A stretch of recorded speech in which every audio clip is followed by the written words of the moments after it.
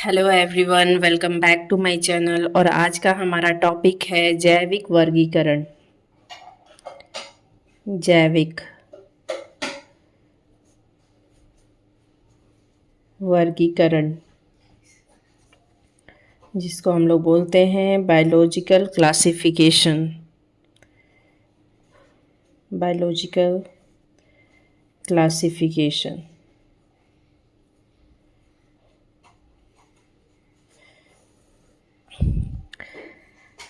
इसमें हम लोग जानते हैं कि इसमें जीवों को विभिन्न श्रेणियों में बांटने का प्रयास उनके गुणों, जनन, स्वभाव, भोजन का स्वभाव आदि के आधार पर किया जाता है। और जो ये लक्षण होते हैं उन्हीं को क्या कहा जाता है? बायोलॉजिकल क्लासिफिकेशन, मतलब कि जैविक वर्गीकरण। तो इसमें किसके आधार पर बांटा जाता है? उनके गुणों के आधार पर। उनके गुण,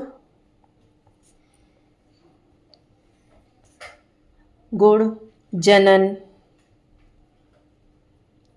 स्वभाव,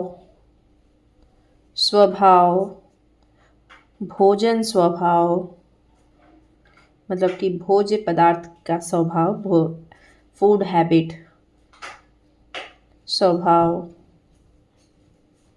आदि के आधार पर,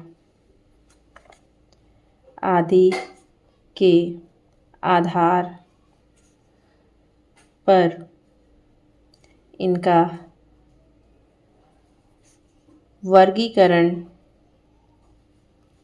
वर्गीकरण करते हैं। इसलिए इन्हें जैविक वर्गीकरण कहते हैं। इसलिए इन्हें जैविक वर्गीकरण कहते हैं। जैविक वर्गीकरण कहते हैं।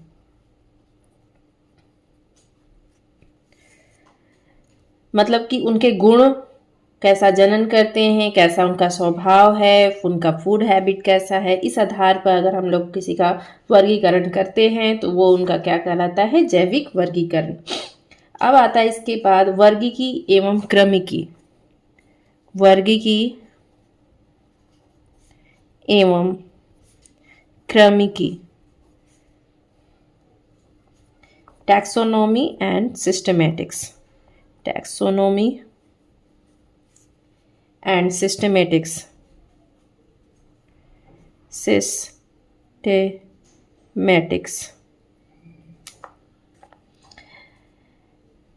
टैक्सोनॉमी दो शब्दों से मिलकर बना है। एक तो होता है हमारा टैक्सिस,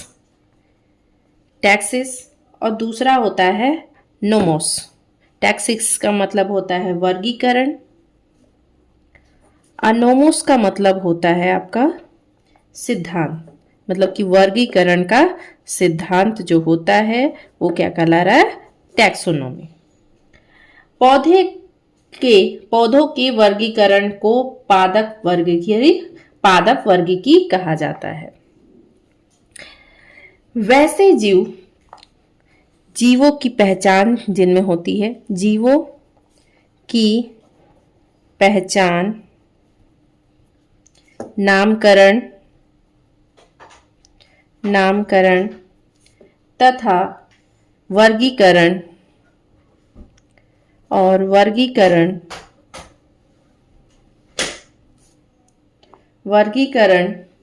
को टैक्सोनॉमी कहा जाता है। मतलब कि वर्गीकी कहा जाता है। टैक्सोनॉमी कहा जाता है। और जो वैज्ञानिक इससे जुड़े रहते हैं उन्हें क्या कहा जाएगा? टैक्सोनोमिस्ट। टैक्सोनोमिस्ट। जो वैज्ञानिक इससे जुड़े रहेंगे उनको कहा जाएगा टैक्सोनोमिस्ट। सिस्टमैटिक्स के अंतर्गत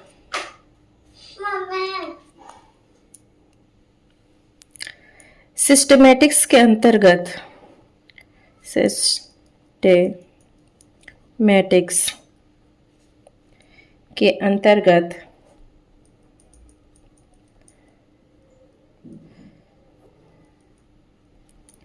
अंतर्गत जीवों के प्रकार, जीवों के प्रकार तथा उनकी विविधता तथा उनकी विविधता का अध्ययन किया जाता है, का अध्ययन किया जाता है तथा उनके बीच पाए जाने वाले संबंधों का भी अध्ययन किया जाता है। ठीक है, अब इनको जो अध्ययन करते हैं वो क्या कहलाएंगे? सिस्टमेटिस्ट। सिस्टेमेटिस्ट, जैसे टैक्सोनॉमी का अध्ययन करने वाले को टैक्सोनोमिस्ट, वैसे ही सिस्टमेटिक्स का अध्ययन करने वाले को सिस्टमेटिस्ट। ठीक है, अब जानते हैं द्विपद नाम पद्धति क्या है। द्विपद नाम पद्धति मतलब कि बाइनोमियल नोमेनक्लेचर। बाइनोमियल नोमेनक्लेचर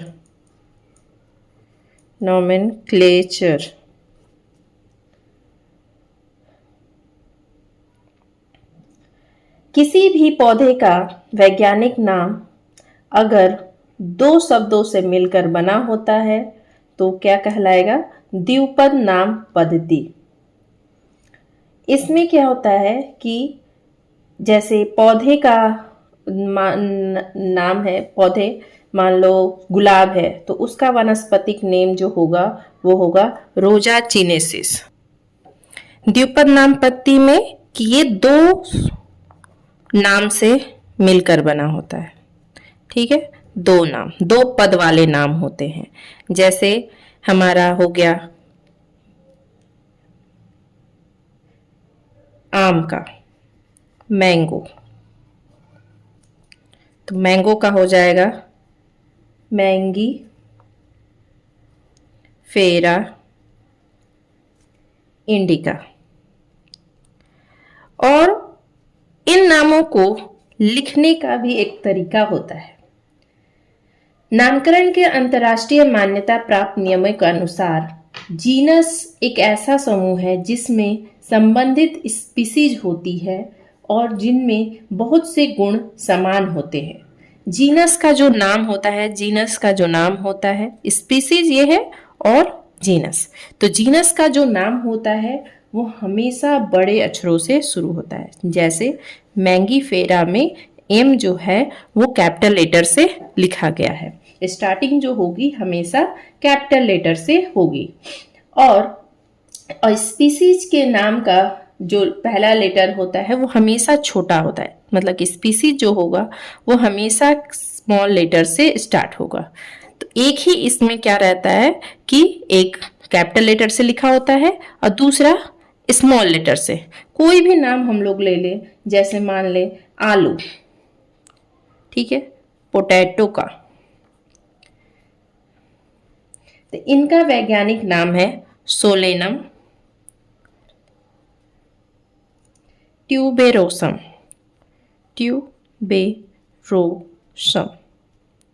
तो इसमें जो फर्स्ट जीनस है वो कैपिटल, स्पीसीज है तो वो हमेशा स्मॉल लेटर में लिखा रहेगा।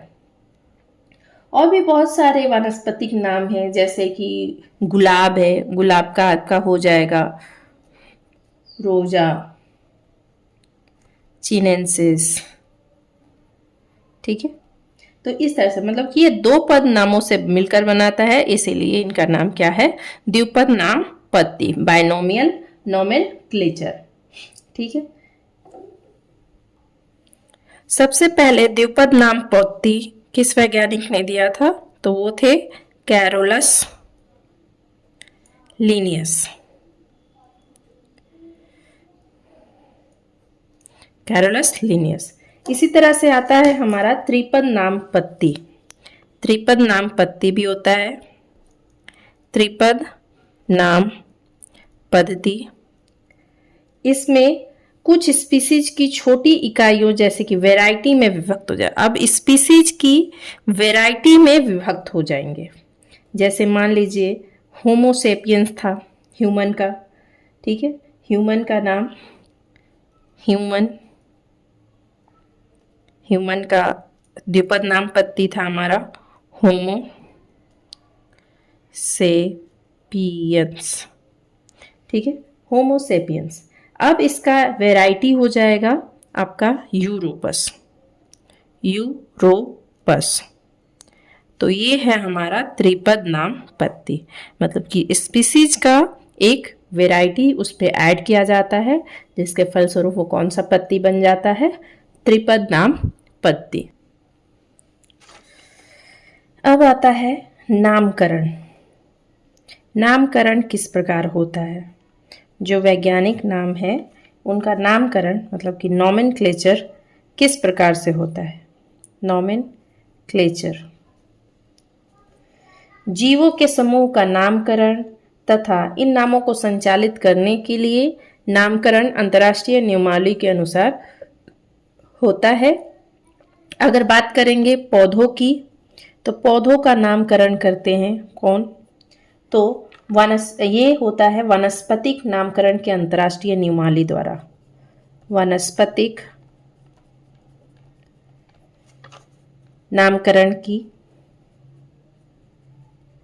नामकरण की अंतर्राष्ट्रीय नियमावली द्वारा।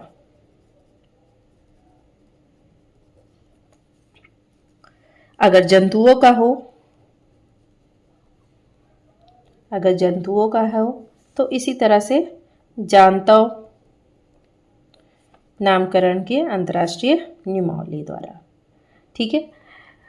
अगर नियमावली गलतियों, पुनरावृत्तियों, द्विधा तथा द्विअर्थक नामों के प्रयोग से बचने में मदद करता है, ठीक है। इसके बाद हम लोग जानेंगे पहचान, कैसे पहचान होती है, मतलब आइडेंटिफिकेशन।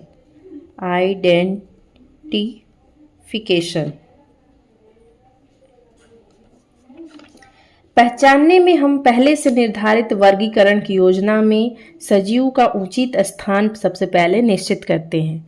जीवों का नामकरण तभी संभव है जब हम उस जीव के लाक्षणिक गुणों का सही वर्णन करें, तभी हम उसे सही रूप में वर्गीकृत कर सकते हैं। तो वर्गीकरण में हम पूर्व में पहचाने हुए जीवों की समानता को आधार बनाते हैं। जैसे यदि हम बाहर जाकर एक फूल सहित पौधे की टहनी को तोड़े और उसका नाम जानना है, तब यह क्रिया पहचाननी होंगी वर्गीकरण की नहीं। तब वो क्या करना पड़ेगा उस टाइम?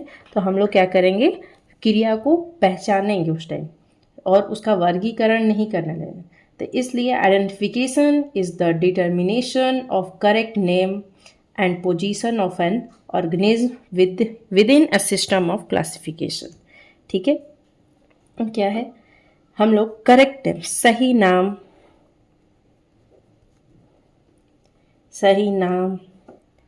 स्थान और स्थान की पहचान करेंगे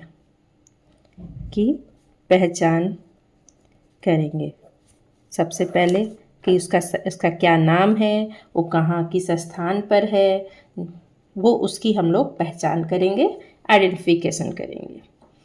अब आता है इसके बाद वर्गीकरण।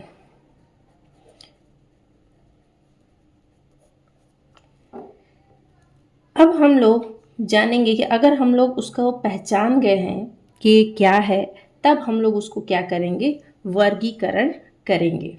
मतलब कि जीवों को विभिन्न श्रेणियों में नहीं बांटा जाए तो उनका अध्ययन क्या हो जाएगा, मुश्किल हो जाएगा। श्रेणीबद्ध करने की क्रिया को ही क्या कहा जाता है, वर्गीकरण। श्रेणीबद्ध करने की क्रिया को ही क्या कहा जाता है, वर्गीकरण।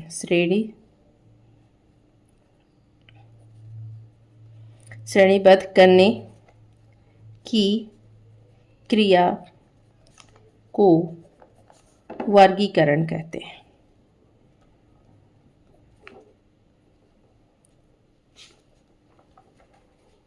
अब आते हैं सबसे इम्पॉर्टेंट पे टैक्सोनॉमिक कोटि, टैक्सोनॉमिक कैटेगरीज।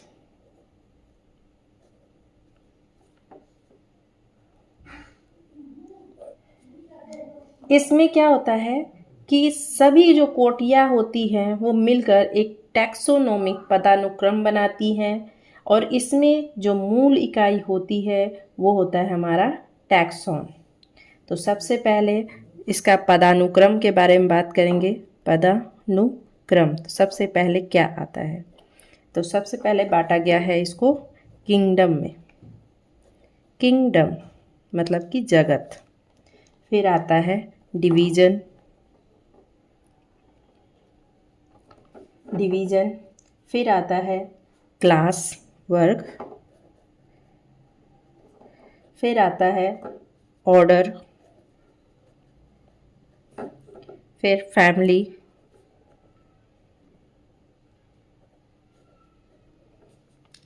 जीनस, फिर स्पीसीज।